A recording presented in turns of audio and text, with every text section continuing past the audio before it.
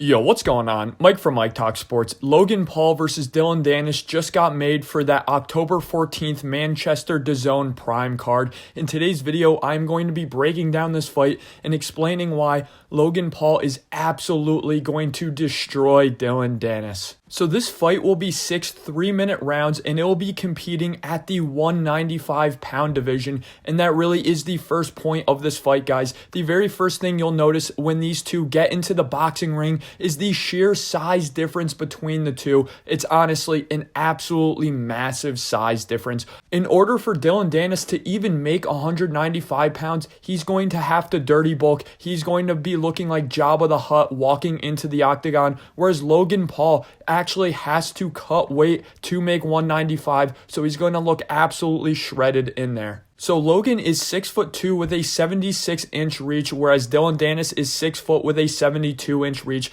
I know that's not significant, but in Dillon Danis' short-lived MMA career, he competed at the welterweight division, which is 170, and looking at his frame at 170, it looked as though he could have easily made 155 for the lightweight division, as he didn't look horrible at 170, but he certainly did not look shredded either. Whereas again, Logan Paul really is a shredded, natural 200-pound man, so for him to make 195, he's going to be in peak conditioning, so that 6-round, 3-minute round fight is really going to have an advantage towards Logan Paul in terms of the conditioning. Breaking down Dillon Danis now for a little bit, guys, it's damn near impossible to even find footage of Dillon Danis striking, so I alluded to it earlier. He's 2-0 in his MMA career, guys. I kid you not. I watched both of his MMA fights before making this video. He is on the feet striking for about a minute in his entire MMA career. He, of course, is a jiu-jitsu guy. He has pretty solid wrestling, so that really is the point of his fights. He didn't even really throw out a strike throughout his 2 MMA fights. He was kind of just feinting on the feet. The only read I can make on Dillon Danis in his striking ability is that he does operate from the southpaw.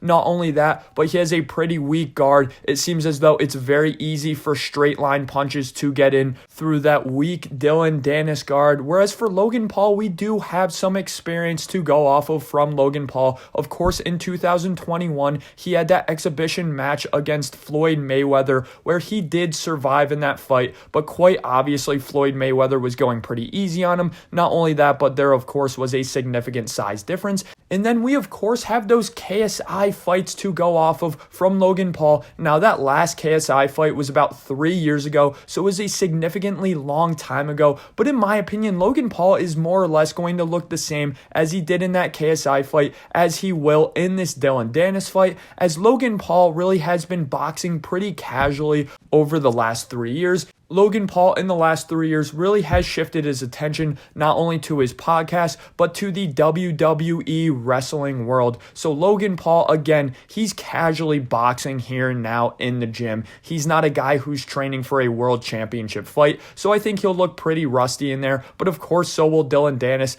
Dillon Danis has been on and off injured over the last couple of years, and again, he really has never struck in a professional fight, whether that be boxing or MMA. But looking at Logan Paul and his boxing ability in that KSI fight, the first thing you'll realize about Logan Paul, damn, he keeps his hands by his waist the entire fight. This was the case in the Floyd Mayweather fight as well. It seems as though he's carrying so much weight on his shoulders and on his arms to the point where he gasses out very quickly in his arms, so he really cannot have that high guard the entire fight. But that's not something Dillon Danis really is going to be able to take advantage of. Dillon Danis most likely has absolutely zero punching power or technique in order to close the distance and take advantage of Logan Paul's very low guard. Logan definitely has the reputation of just winging these huge hooks to the head and these huge overrights to the head with very little to no technique behind them. But actually, if you watch that KSI versus Logan Paul fight, it seems as though Logan Paul actually had more technique behind his shots. Now, something that he really does struggle with is generating power from his lower body and transferring that punching power up into his upper body. Logan Paul really is an arm puncher in the sense that he doesn't generate a lot of power due to his lack of transfer of power. Because of this, I really don't think Logan Paul is going to knock out Dillon Danis within the first couple of punches, but I do think the accumulation of Logan Paul's pretty strong strikes are going to get Dillon Danis out of there very quickly. Something I also like from Logan Paul that Dillon Danis really is going to struggle with, he does do a good job of establishing distance with that jab to the body. He really does not throw a lot of straight line punches, but when he does, it's usually a jab to the body, and it's actually pretty damn effective. But make no mistake about it, the majority of the strikes you'll see from Logan Paul in this boxing match are those big winging hooks to the head and those overhand rights to the head as well. Logan Paul is pretty damn bad off of his back foot, but that's not something he's going to have to worry about in his fight. He's going to be charging forward, marching forward, and he's going to be throwing huge hooks and huge blows to Dillon Danis that's going to consistently back Dillon Danis up. And Dillon Danis really does not have the proper boxing training in order to combat an overly aggressive opponent.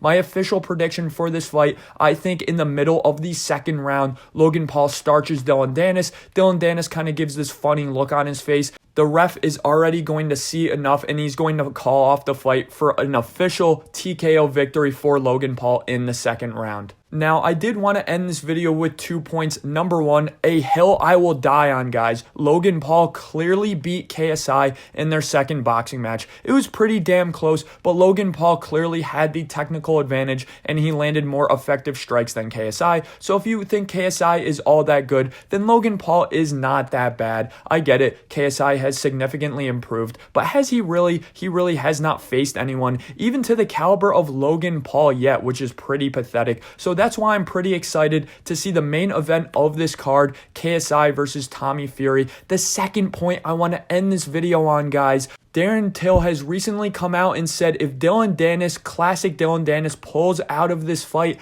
Darren Till will step up and fight Logan Paul. This would be a phenomenal matchup for Darren Till, and I would actually absolutely love to see this. So I really hope Dillon Danis pulls out and Darren Till steps up. If that happens, I think the fight goes until the 5th round where Darren Till gets the stoppage. Thanks for listening, guys. Let me know in the comment section below, what are your thoughts on Logan Paul versus Dillon Danis, and do you agree with my take that Dillon Danis genuinely has zero chance at winning this fight? Logan Paul is going to absolutely kill him in there. If you enjoyed today's video and you listened till the end, I really appreciate it. Smack that like and hit subscribe.